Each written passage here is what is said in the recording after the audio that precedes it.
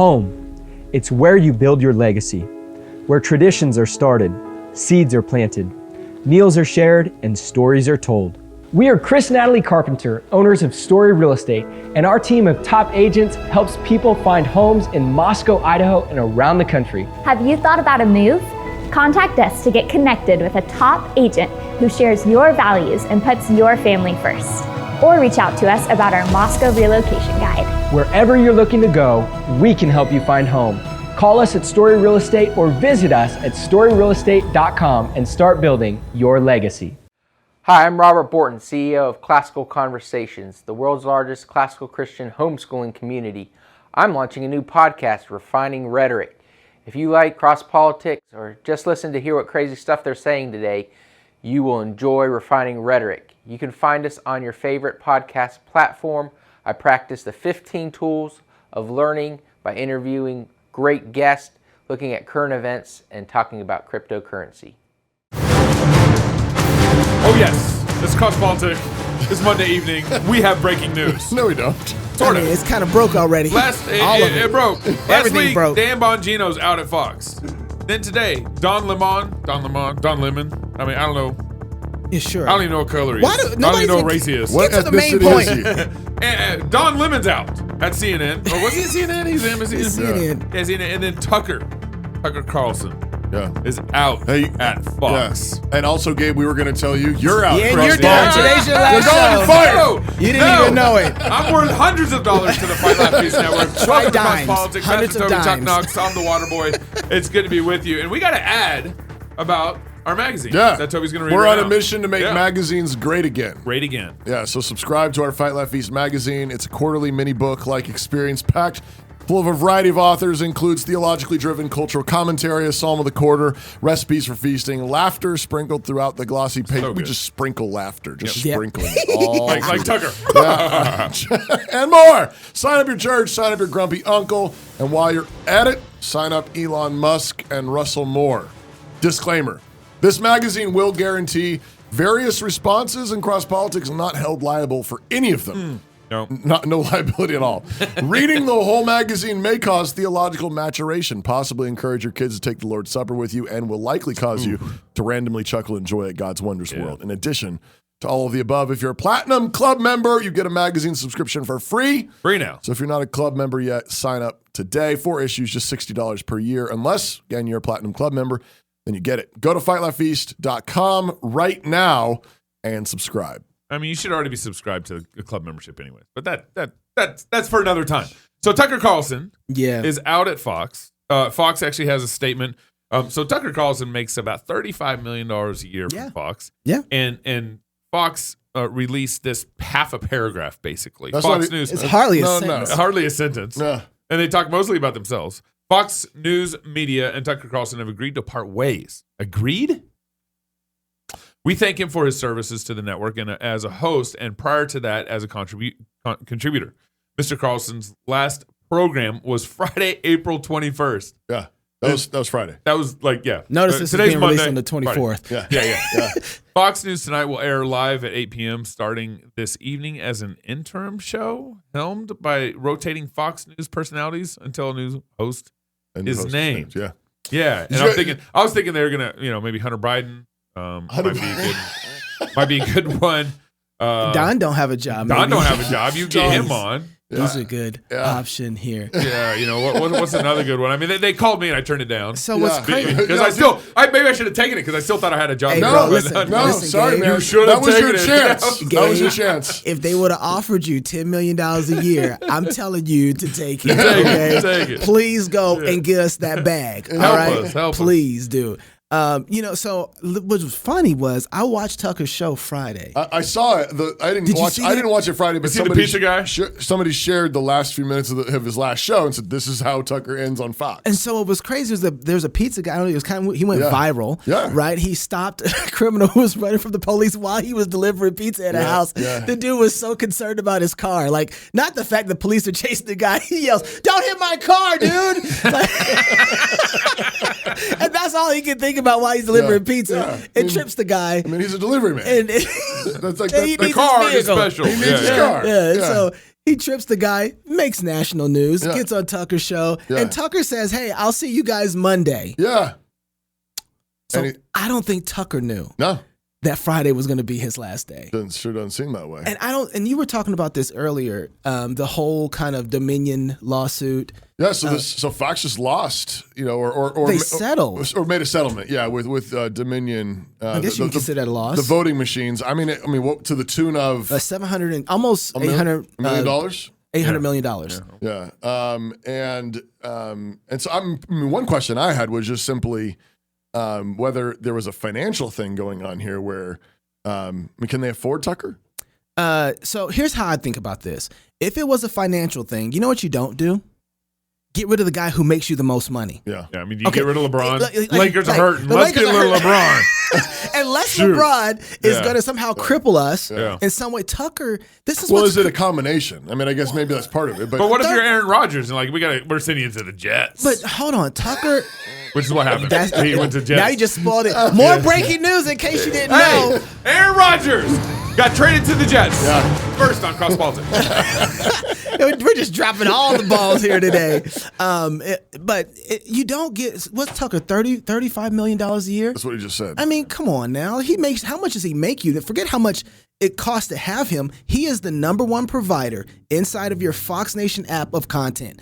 Nobody makes more Fox Nation content than Tucker Carlson. Okay. So while he might be a huge expense, he's making you a boatload of money. What you don't do is get rid of him. Now, Dan Bongino, I don't know, what's going on with there. I still don't know what's going on with Tucker. Yeah. I don't know why. Right. Here's a couple things I could think about. Tucker isn't a financial strain for them. He's not. Okay. He's not. Okay. But he might be a social strain for them. Yeah. So I mean, the January 6th stuff. you got That, January. Like Fox, I heard word on the street was Fox told him to stop talking about January 6th. Well, yeah. So he had done a couple shows, and then Fox I guess stop. I just want to interject a little bit on the social thing. Yeah. But there is a financial component to that. Social capital. Sure. No. But there's a financial component to that. You mean Yeah, you but it's like you don't get invited to certain dinners? Maybe you get locked out of certain places. And there's certain donors and there's certain companies that will or will not advertise with Soros you. won't give you no more money. Dylan Mullaney, that's going to replace him. No. There we go. I don't think that's happening. They called up the social capital, the Bud Light PR Yeah. crew, and they're like, "Hey, we've got a You need situation." Dylan. We got an ace card for you. They're like, Dylan. we're sorry, we just let go of the person who did the Dylan Mulvaney thing. Have any dudes in dresses? No, I think the social thing might be an issue. I think there's financial to that. I'm just I'm saying. sure it has some implications I there. mean, why have so many big companies? Why have they shot them? I mean, why did Bud Light do the thing? I think, I got a couple reasons for that. Okay. If you listen to the marketing agent person, the person who they recently released, she said that Bud Light is losing its generational growth. They don't have a way to move forward without being sleazy, right? Imagine. Did you just hear what you said? I know. All right. Wait. You do not pass go. They didn't know how to get out of the imaging of a drunk college dude taking their beer. Yeah. Now, they never looked at their product and say, how do we make a better product? Because why is it that young college drunk guys want our stuff? Right. Oh, it's cheap, easy to get access to. And, they didn't think about that. Right. The way that this marketing person thought about it was, hey, we have a great product already. How do we then make it? How do we advance it so that we have different generations, culturally advancement, broad approach, a broad likeness to so they picked to our company. 0.01% of the population to represent them. So yeah, let's go broad. Because, here, put on beer goggles no. and watch this ad. But what they thought it meant, though, that is if we can include these folks, then we can include everybody else. That was a calculation they messed up on. Right. And I think they wanted to push like a Disney. They think that they can be Disney. Right, Bud thought they could be Disney. Right, she was thinking, hey, if we include these people inside and we queer this thing up a little bit, everybody will come and say, well, let's all just drink beer now. Yeah, miscalculation. Yeah. I don't think that's what Fox is doing here. I do think though that as I was calculating this, it's like, okay, everybody's asking where does Tucker go right now? That's a big conversation. Where does Tucker go to?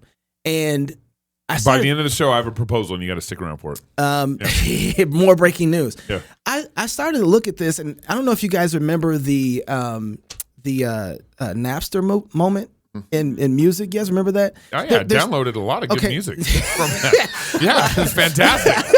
I don't know this man. He's done after the show too, by the way. I mean, it was all dial-up, so it took a minute, but I That's think true. I think this is Fox or large institutions. I think this is their Napster moment. But first, let me say this. Before Napster happened, you had technology growth inside of music where you had big studios were the only place that you can go to get music recorded that was good. If you want high-level music, you could only get it at a studio, and the only people who could really afford studio time were big record companies, right? And so you didn't get inside of these records. So if you were a good, talented singer, you had to do something at a high level to get their on attention. To get the attention so they could buy studio time for you so you could work in the studio. I tried buying studio time, $250 an hour, and then you're trying to be creative at the same time. That's an expensive day to walk away with no music. You understand what I'm saying? Right. So you had to have a record company get in there to pay for it. Well, technology started changing the game where, hold on, a laptop and a microphone, I can record my own stuff. Well, now I just got to learn how to mix. Oh, I could put my own music out. Now, where do I put it out at? Well, you still had to go through the big institutions to get your music out. Here comes Napster. Napster comes in and says, we can download all the music you want, anywhere you want. It's file sharing. Okay. And without paying for it. You had LimeWire too. Kids are like, what is Napster and LimeWire? Ask your parents File about sharing. it. But what happened was all of a sudden institutions didn't need to be there for you to get your music. You didn't need a store. You didn't need a record label. Yeah. You could even get leaked music before it ever got to the label. Right. Artists start putting out stuff on Napster that they never had to go through their record label for. The record labels weren't putting out. Yeah. And so all of a sudden, the institution wasn't the thing that people needed anymore in order to be able to grow. Yeah. The artist was enough, so long as they had access to the people. Right. Fox, I think, is making the mistake that this has never been done before. Never been done. You have not had. Look at Bill O'Reilly. I'd say, okay, go ahead. Keep going. Look at Bill O'Reilly. Right, that was for better or worse in the news talk business. There wasn't anybody bigger outside of Rush Limbaugh. Right.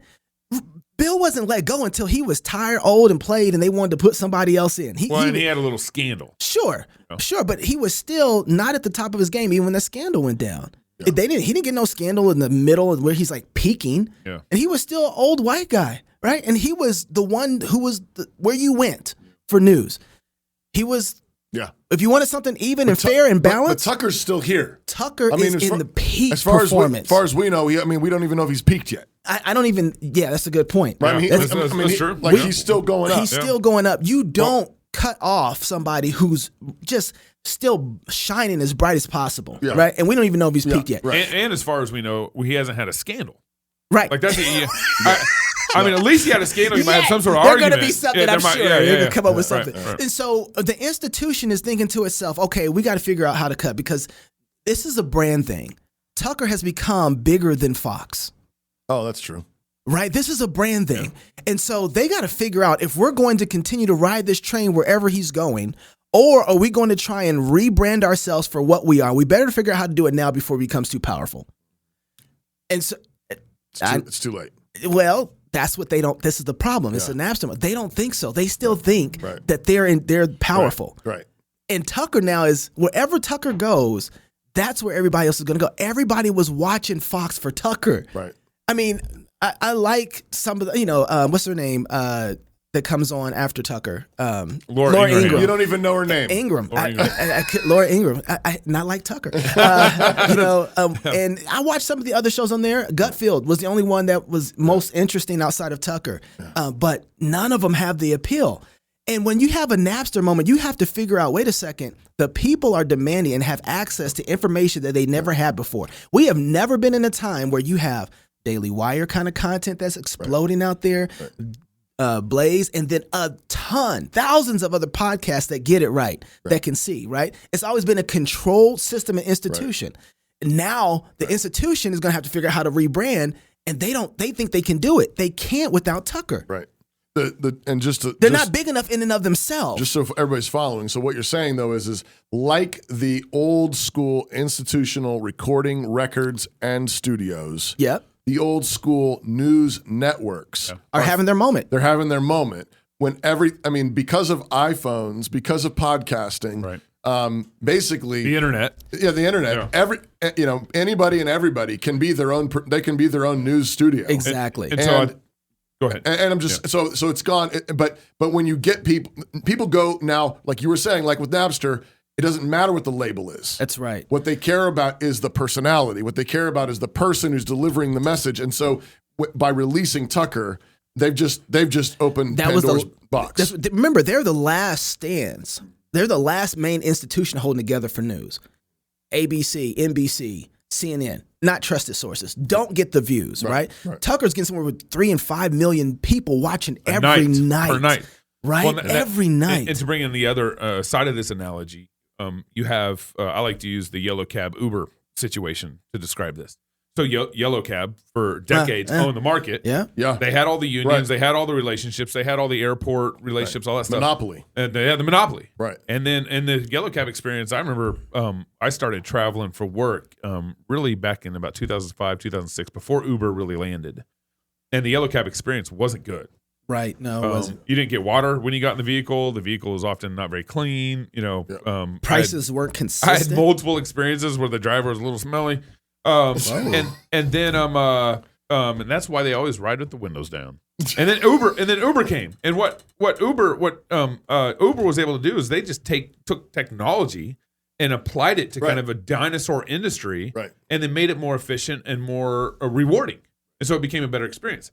But it also became a I wouldn't say cheaper experience, but the money was a lot more valuable that you gave it, more consistent, right? Yeah.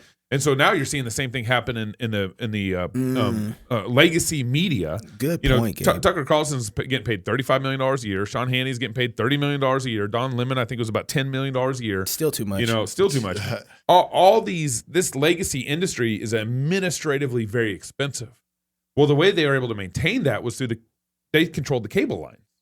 Right. They had they controlled monopoly. Right. FCC, you had to buy a license. So, I don't know, what is it, $1 million to get a license to the Dallas market for FCC? Right. So you either had to buy the open air licenses to be public TV, to go through the public TV channels, or you had to go on cable, and that's such a gatekeeper, both gatekeepers.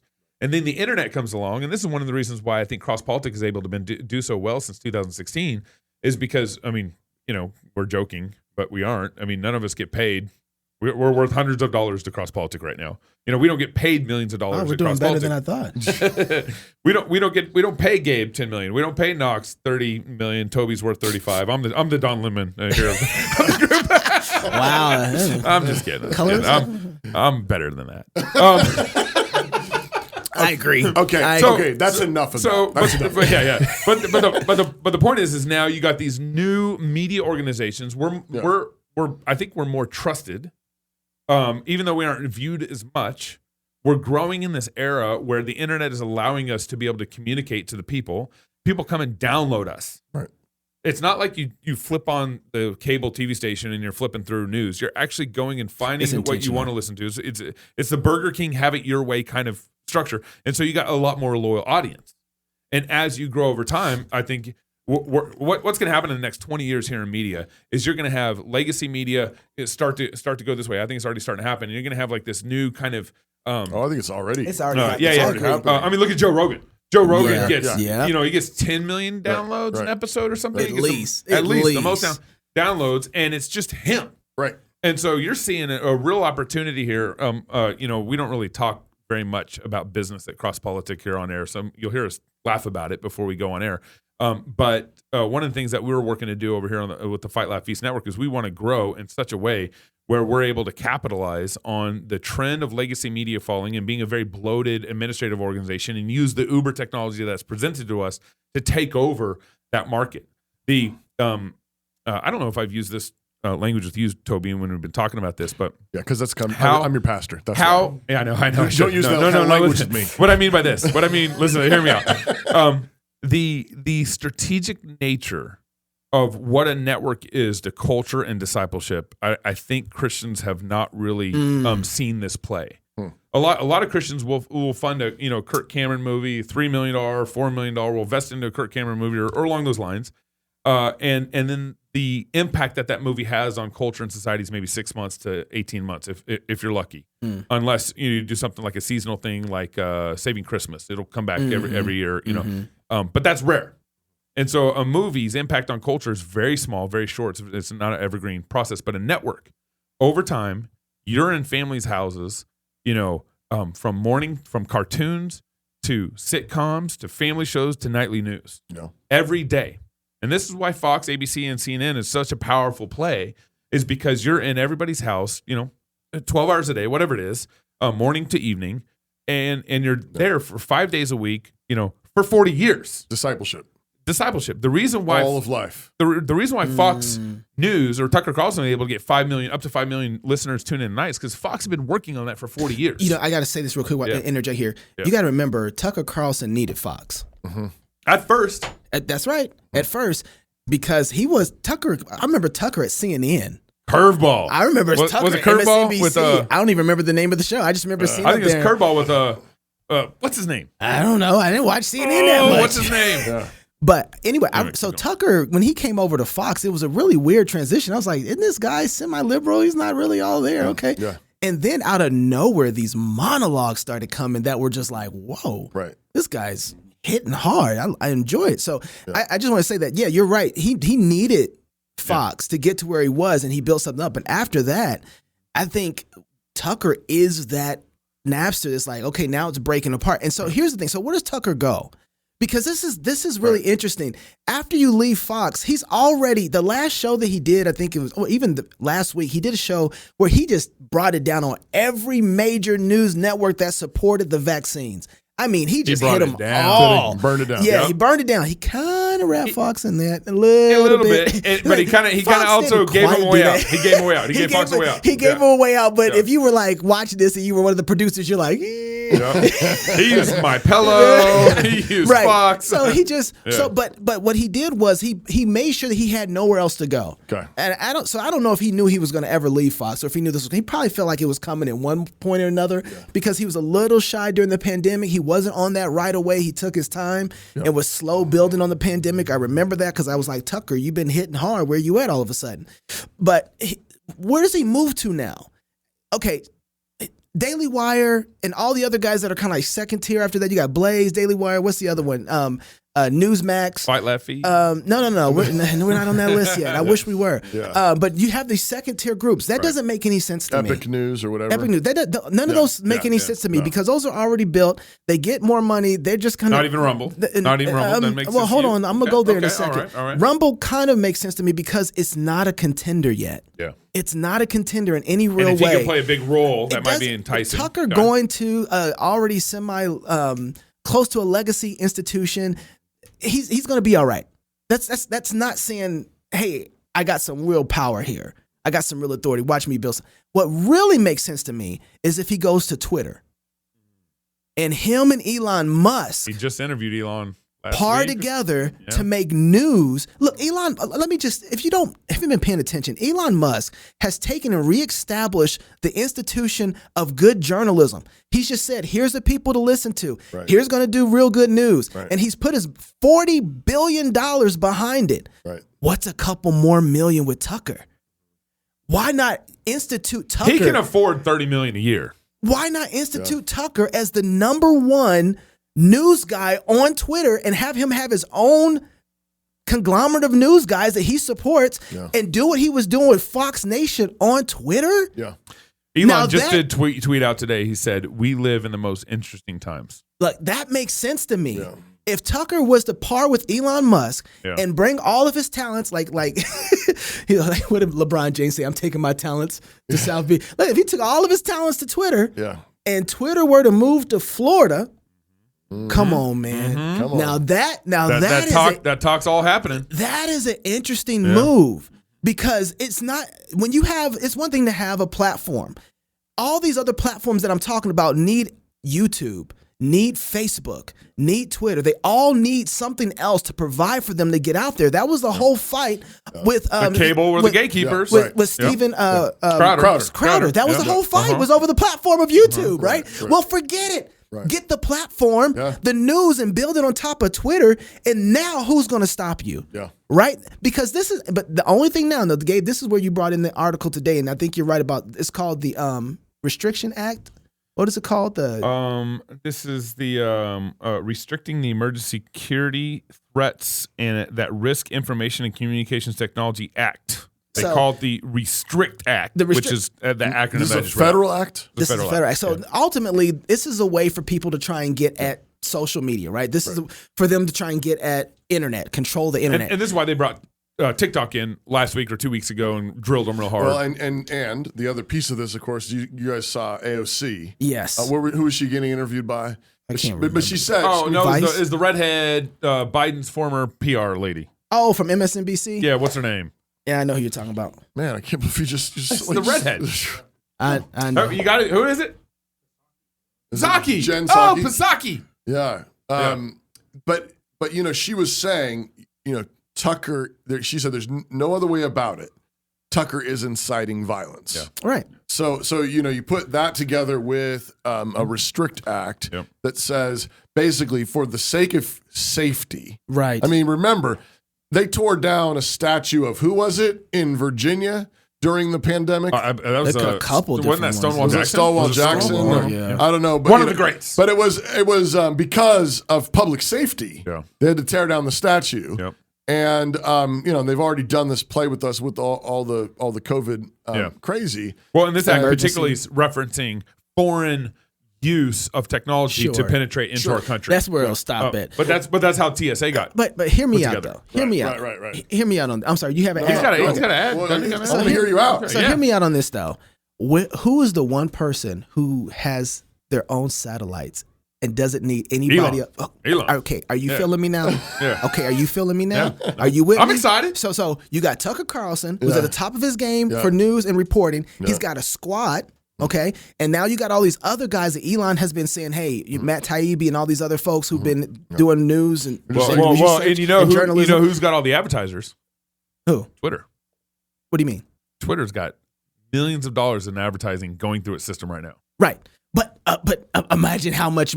Imagine how much money. I'm saying the business model's there. They want to restrict the internet.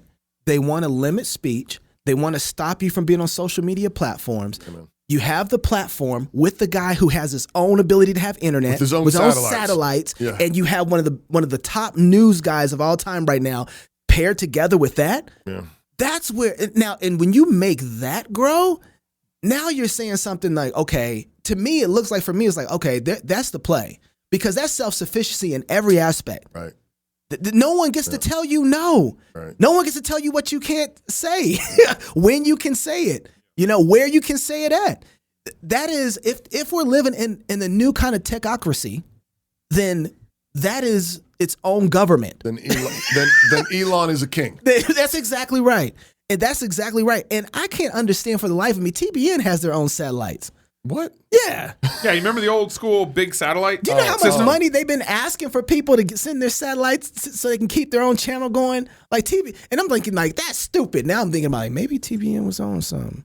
Getting their own satellite. They got their own channel. Hey, make him an offer. Making them. TBN. I should. Jesus is Lord in public and in private, in every area of life. And so it must all be subject to his lordship. And our use of technology is no exception. What captures our attention on the screen either glorifies or dishonors our Lord. That's why accountable to you, that's the word accountable, the number 2, the word you, is committed to promoting biblical accountability in our families and churches. Their monitoring and reporting software makes transparency easy on all your devices, so you can say with the psalmist, I will not set anything worthless before my eyes. So guard against temptation with accountable to you.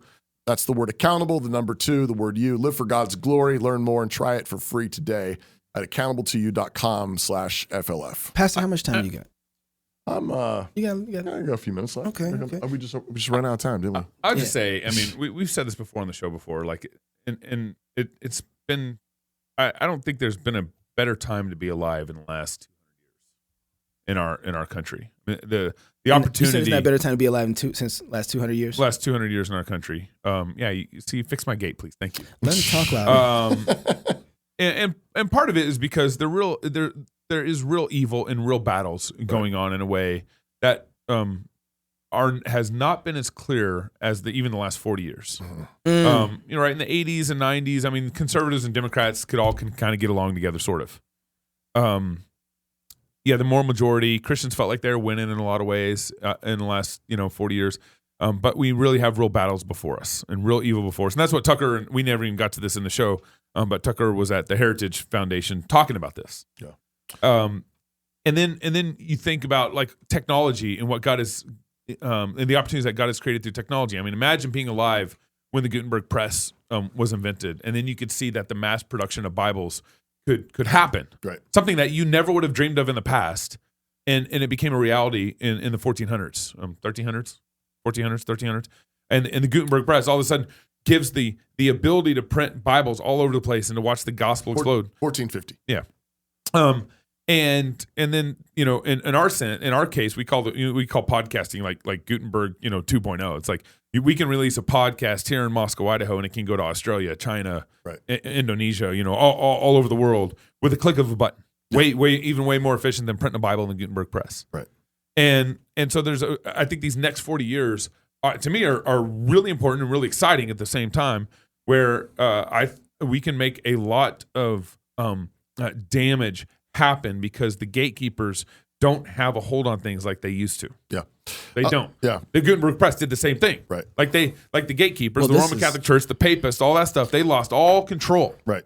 And that was off of, here we are. Yeah, but everybody has their own Gutenberg press now. Right. That's the thing. Right. Like if you have a cell which comes with its problems. Yeah, granted. No, you start printing books and immediately somebody started printing porn. Right. The thing I was thinking of, you texted me earlier. You said, "Okay, this is what we're talking about today," and the thing that I started thinking about was, there's a book by Nassim Taleb, who's kind of wacky in certain ways, and COVID broke him, and really cranky. Yeah. But it's kind of like one of these.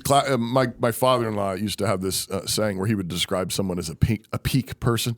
Peak people are really, really, really good at like one or two things, and then everything else is like they're horrible. Nassim Taleb is he's a quintessential peak person. That's funny. He wrote a book called Black Swan a few years ago. I haven't read that one. In which he describes this phenomenon that he's observed in history, where these various occurrences happen, seemingly random, seemingly out of the blue, and everybody right before the moment, nobody could see it. Everybody is just like, you can't see it, and then it like happens almost without notice.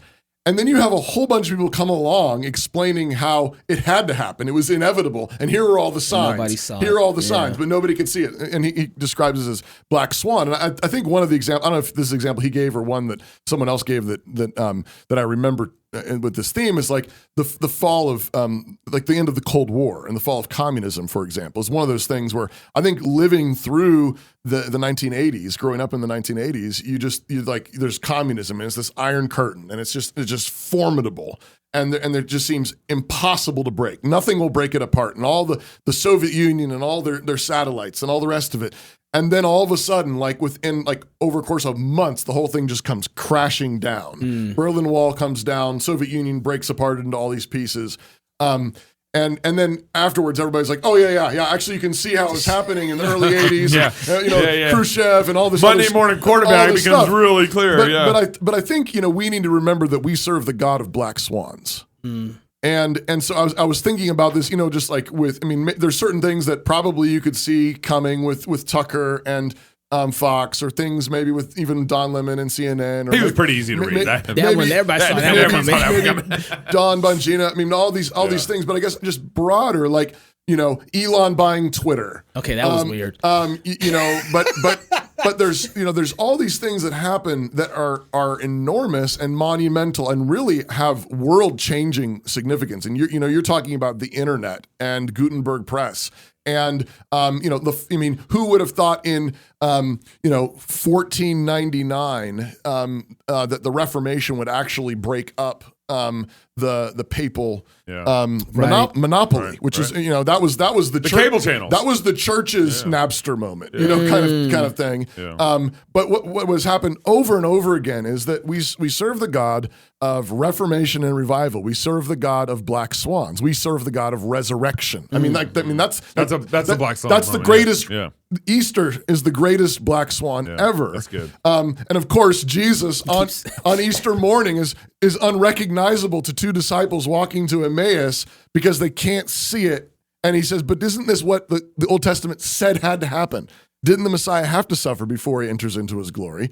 And it's only after he does this in-depth Bible study with them through the Old Testament and then breaks bread with them that their eyes are finally open and they recognize that the resurrected Jesus is right in front of them. Typical men when they see food and they can finally think. That's they funny. can finally think. Fair point. Also the Holy Spirit. But but this is how God does things. And before it happens, we have a bad habit of not seeing it. We can't see it. Can't see it, but it's there. And God's at work. And so this is, I think, really a moment. I think this is what you're getting at, Gabe, in terms of like the opportunities of living in this moment. You've got, I think we've talked about this quite a bit the last couple of weeks, but there's a certain, the whole neo-Marxist woke agenda is trying to make you terrified. It wants to make you scared. It wants you to live by fear. And so it wants to throw you into this, this daycare gone, completely native. Yeah, and it loves the talking heads screaming at each other. It loves the cacophony, the chaos. It wants the drag queens to scare you. It wants the twerking pride parades to terrify you and make you scared and angry to join the mob. Yeah. And just be one more voice in one more screeching voice, one more paranoid, terrified voice. And so there's this temptation to say, isn't this the blackest moment ever? Isn't this the darkest moment ever? And it's like, but Elon's got, satellites all over the world doing internet.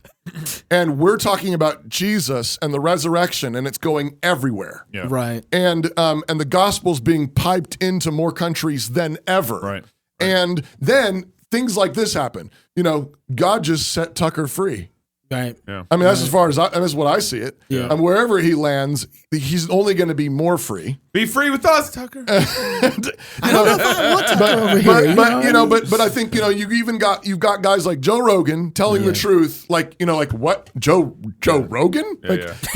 He's doing more truth than any of the legacy news stations now. Elon Musk also helping the truth get out there. I mean, I never thought Balaam's ass would have a podcast. But here we go. There we go. But again, we serve the God of black swans. Yeah. We serve the God of resurrection. And Christians really need to be thinking like, okay, Jesus is king. He reigns and rules, and everything serves him. Okay, when it gets this dark out, you need to be thinking like a Christian and be thinking, okay, I'm going to be busy at my post. I'm going to be loving my wife. I'm going to be respecting my husband. I'm going to raising my children. I'm going to be busy at the Christian school. I'm busy in my Christian business. I'm busy doing these things. They're trying to distract you. That's right. They're trying to freak you out, make you panic, and then make you throw down your weapons and run around, with your hair lit on fire. Yep. But you need to say, no, I'm not going to budge. Jesus owns this place. He bought it with his blood. And I have a family to love and serve. I have a business to build. I have people to bless. I have a church to serve. I have a community to love and serve. I mean, if you don't move, they don't got you. If you don't budge, and then meanwhile, God does these things. He's throwing knuckleballs at our culture and saying, "Watch this." The modern papal estates of whatever the established media or the hardcore leftist politicians, and God says, watch this. Oh, by the way, I'm gonna flip over Roe versus Wade. I know. In the middle of all this, with a liberal Presbyterian and Roman Catholic Supreme Court justices. Yeah, that's right. Watch this. Yeah. That's right. And let me tell you how it happened. So, hey, if you're single, get married. If you're married, have you some kids. And if you have kids, go baptize them. Until tomorrow, love God with all your heart, soul, mind, and strength. Love your neighbor as yourself. Go fight, laugh, and feast. This is Cross Politics.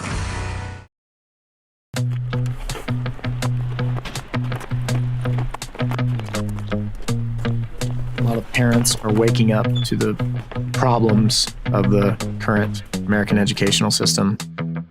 And when the Department of Education can't determine what a boy is or what a girl is, why in the world would any sane parent trust them with a math curriculum?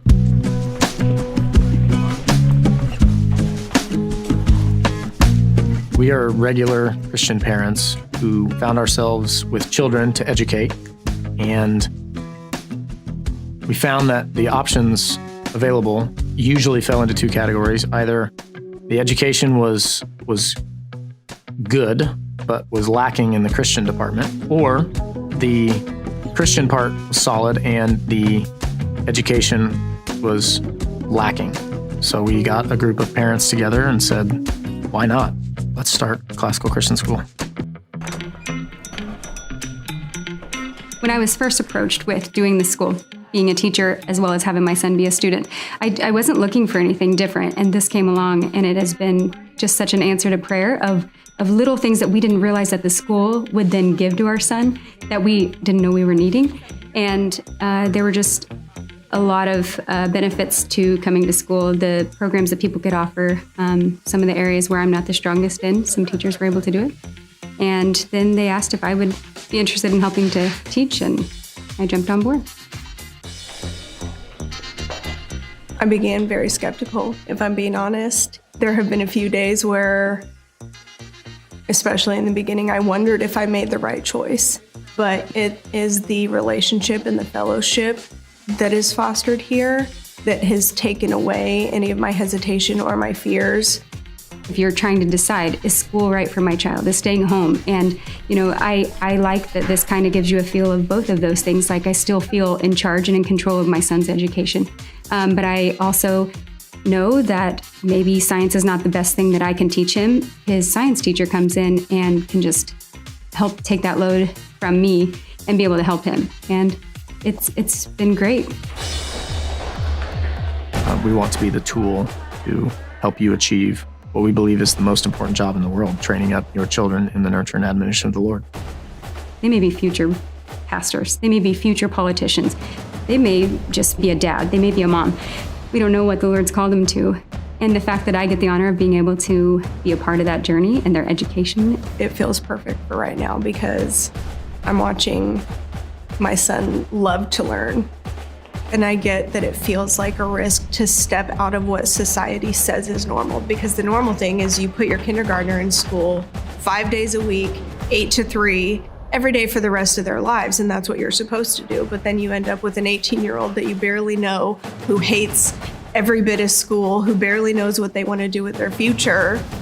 And to be able to be a part of this, it's like I'm watching a dream that I didn't even really know was a dream kind of unfold.